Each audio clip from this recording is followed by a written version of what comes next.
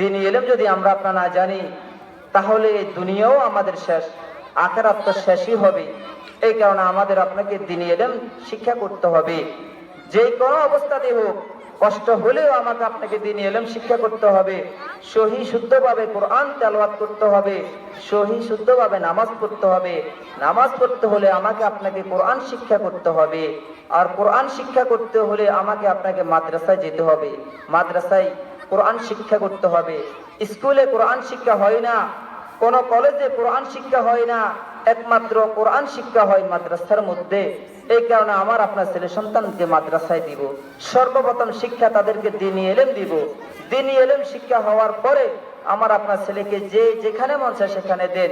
কিন্তু আপনাদের কাছে অনুরোধ, আপনাদের ছেলে সন্তানদেরকে সর্বপ্রথম তাদেরকে দ্বীনি ইলম শিক্ষা দিবেন। কারণ যদি দ্বীনি ইলম শিক্ষা না দেন, তাহলে কাল কিয়ামতের দিন আপনার বিরুদ্ধে আপনার ছেলে সন্তান আল্লাহ তাআলার দরবারে নালিশ দিবে। আল্লাহ তাআলাকে বলবে, আমাকে যাও তারা দ্বীনি ইলম শিক্ষা দেয় নাই, আমি তো তাদের কাছে একটি আটার গোলার মতো ছিলাম।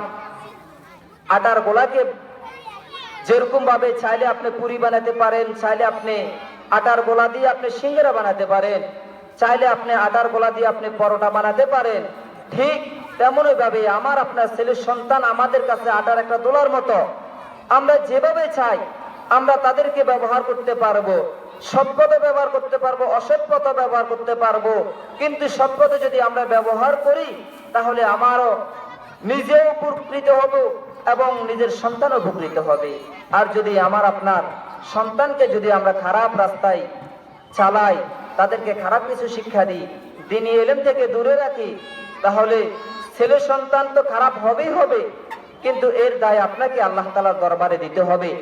এই কারণে ছেলে সন্তানদেরকে দ্বীনি ইলম শিক্ষা করাবেন। শুধু দ্বীনি ইলম শিক্ষা দ্বারাই, শুধু মানুষ দ্বীনি ইলম শিক্ষা করার দ্বারাই শুধু জানা পুরা রাষ্ট্র পর্যন্ত পরিচালনা করতে পারে। ক্ষুদ্র থেকে ক্ষুদ্র সমস্ত জিনিস দ্বীনি ইলম লাগে, ইলম ছাড়া কোনো কিছু করা যাবে না। দুনিয়াতে সবকিছু করতে গেলে, সবকিছু শিখতে গেলে, দুনিয়াতে চলতে গেলে প্রত্যেকটা অবস্থার মধ্যে দ্বীনি ইলম শিক্ষা লাগবে। আজকে আমার আপনার বাবা মারা গেলে, দাদা মারা গেলে, নানা মারা গেলে আমরা মসজিদের ইমামকে ডাক দিই তাদেরকে জানাজা পড়ানোর জন্য। আহ, কি দুর্ভাগ্য! যদি আমি আপনি তাদেরকে কেন ডাক দিয়ে আনবো? আপনি একজন সন্তান, মসজিদের ইমাম সে একজন সন্তান এক বাবার, আপনি একজন মানুষ, ছেলে সেও এক মানুষ, তাহলে আপনার বাবার জানাজা সে কেন পড়াবে?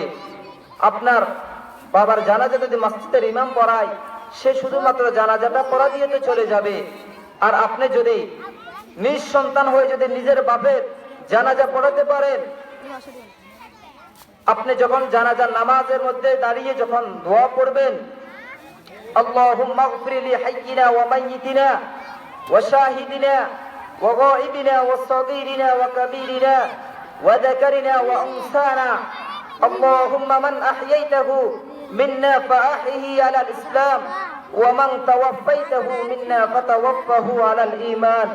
যখন আপনি আপনার বাবাকে সামনে রেখে এই দোয়া পড়বেন, তখন হয়তো মসজিদের ইমামের চোখ দিয়ে হয়তো পানি পড়বে না, হয়তো যে জানাজা পড়াবে তার চোখ দিয়ে পানি পড়বে না। আপনি যদি সন্তান হয়ে থাকেন আপনার বাবা, তাহলে আপনি জানাজার দোয়া পড়বেন আর আপনার চোখে দিয়ে ঝরঝর করে পানি পড়তে থাকবে।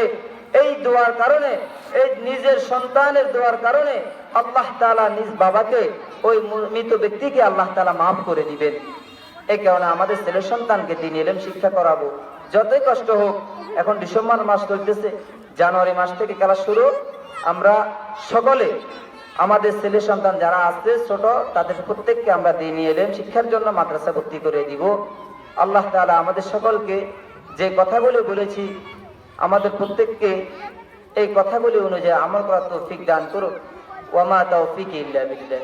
আসসালামু আলাইকুম ওয়া রাহমাতুল্লাহ।